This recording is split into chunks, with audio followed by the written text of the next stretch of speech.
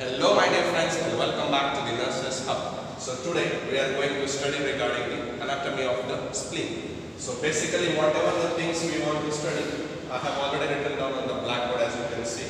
So we'll just try to study them in a systematic way. So moving on to the introduction of the spleen. So we have only three things in introduction basically. The first thing is spleen is the single largest lymphoid tissue in the body. So why we are saying a single largest lymphoid tissue is just because there are many other tissues, lymphoid tissues in the body. We have the thymus, we have the bone marrow, we have the tonsils, but they are either small or else they are a group of lymphoid tissues. So spleen is a single largest lymphoid tissue. It is only a single and it is largest lymphoid tissue. Okay, single largest lymphoid tissue. Okay. So basically it is going to look like something like this.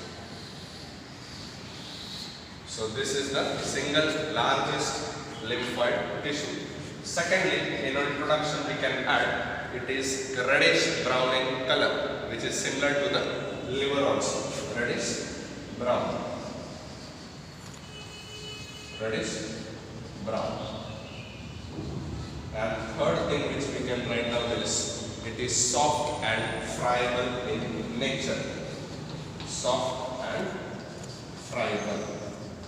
Now why we are writing it as friable is just because how we can fry the chicken, the liver in home. Similarly we can fry the spleen also. So we are writing it as soft and friable in that way.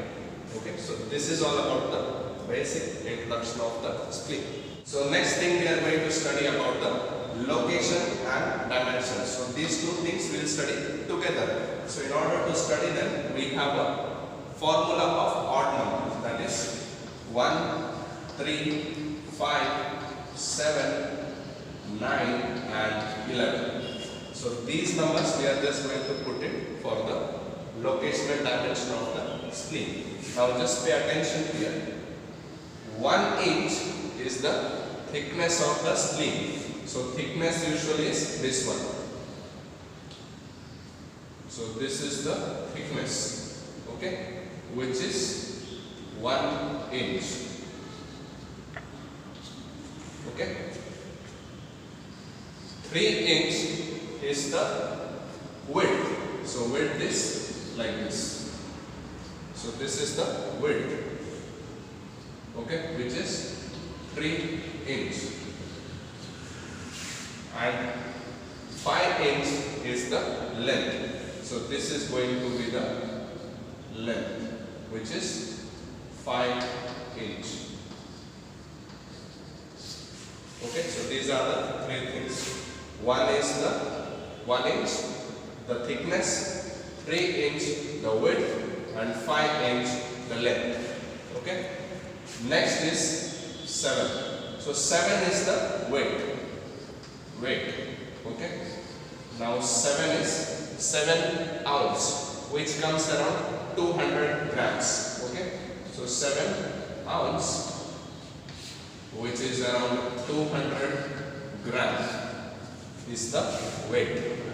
Now the remaining is only 9 and 11. So in between them we have a number which is missing and it is 10. So these are the three ribs. The 9th, 10th and the 11th rib. Okay, so this is the location. So if I say that these are the three ribs, the 9th, 10th and the 11th rib. So the location of the spleen is exactly opposite to them. So this is the location. Exactly opposite to the 9th, 10th and the 11th rib. Okay. So I can say that this side like this way is the 9th, the 10th and the 11th rib. So exactly opposite this way is the location of the spleen. Okay. Fine. So this is all about the dimensions. So it is all depend on the formula of odd number 1, 3, 5, 7, 9, 11. So next we will move on to the external features of the spleen. So this is quite complicated and little big topic. So we'll make it again simple.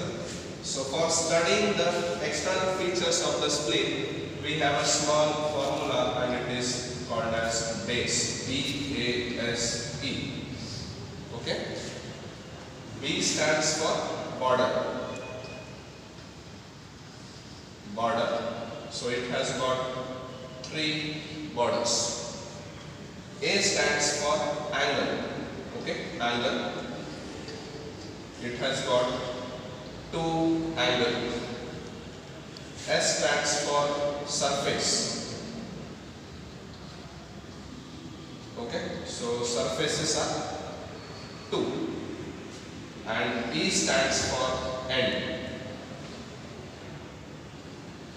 So it has got 2 end. Okay, 3, 2, 2, 2. So 3 borders, 2 angles, 2 surfaces and 2 end.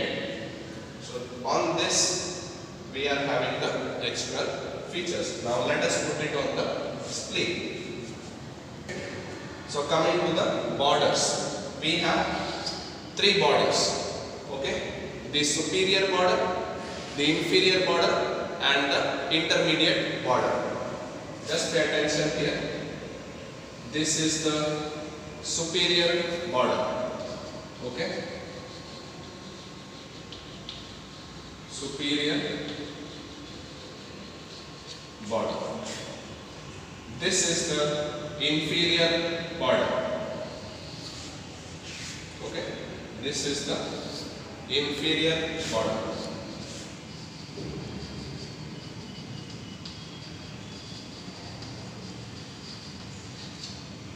And the spleen, when we see it in a 3-dimensional shape structure, it is actually like this way. Okay, so it is actually like this way, 3-dimensional. So we have a line from here also at the center. So this is going to be called as the intermediate border. This is the intermediate border.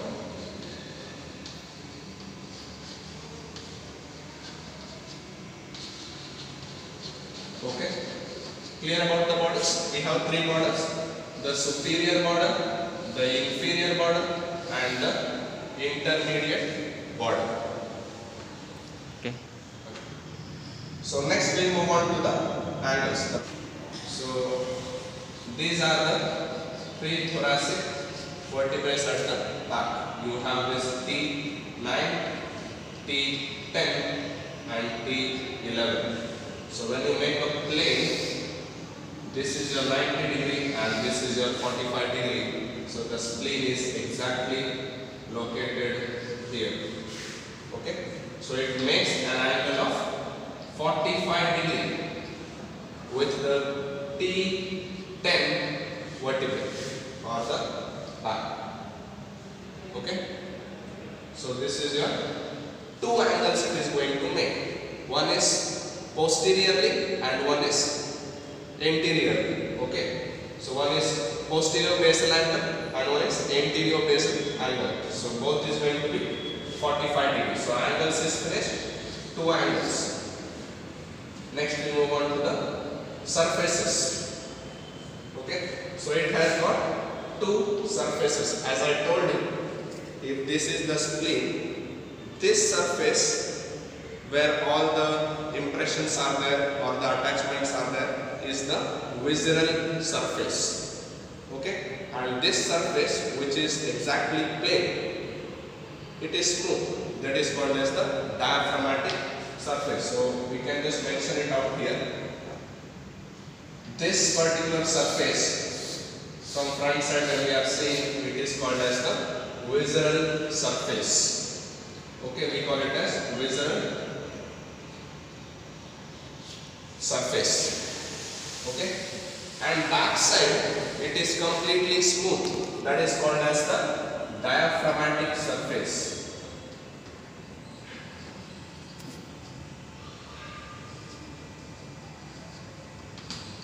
The diaphragmatic surface. and last one we have the end. Okay, we are finished up with the surface. Now we have only the end. So it has got only two ends.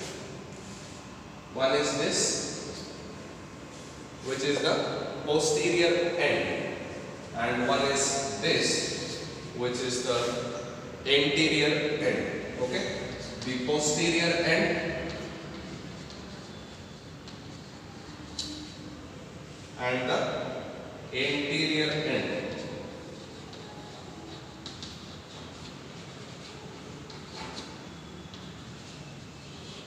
Okay, so everything is there in this diagram regarding the features. It has got three borders: the superior border, the inferior border, and this particular border is called as the intermediate border. Next one is the angles. As I told, it is going to make 45 degrees, two angles with the T10. Okay, thoracic 10. Next one is the surfaces. Visceral is irregular and diaphragmatic is smooth. And last one is the end. End is also 2. The posterior end and this particular end, which is the anterior end. So usually this complete border we can consider end only, but this is going to extend.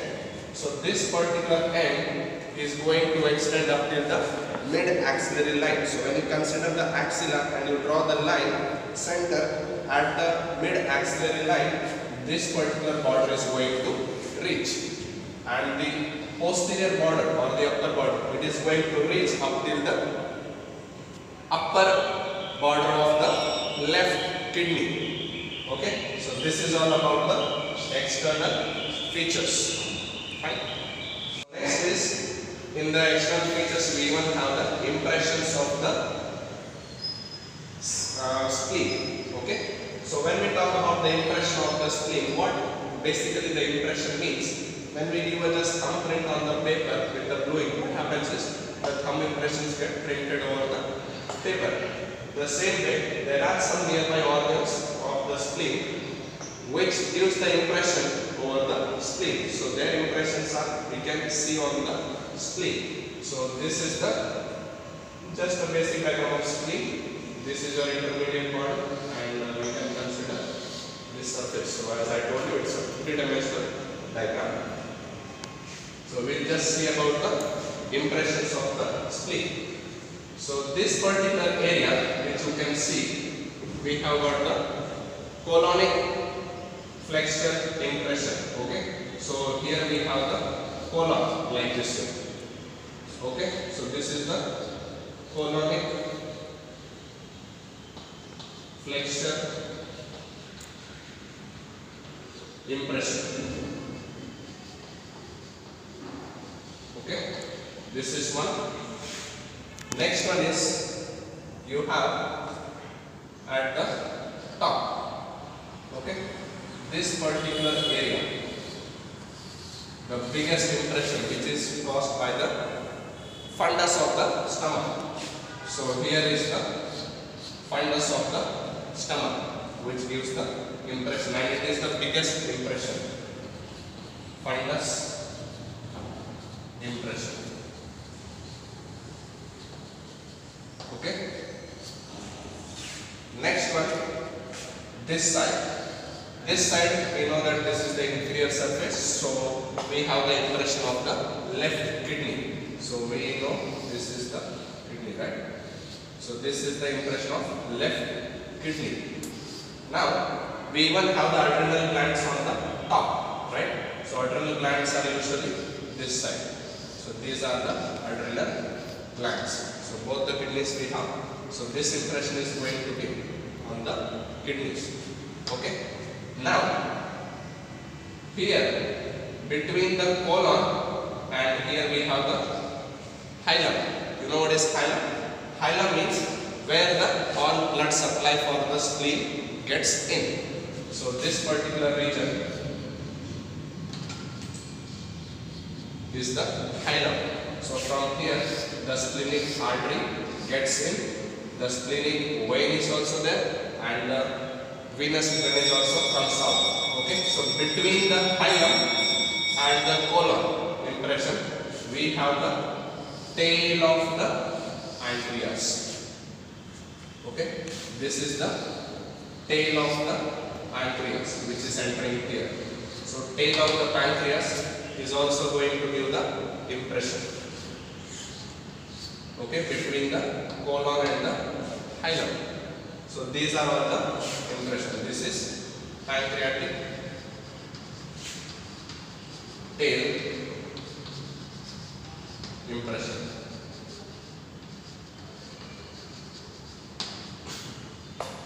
This is the kidney, left kidney. Okay, so these are the impressions which are having majorly on the spleen.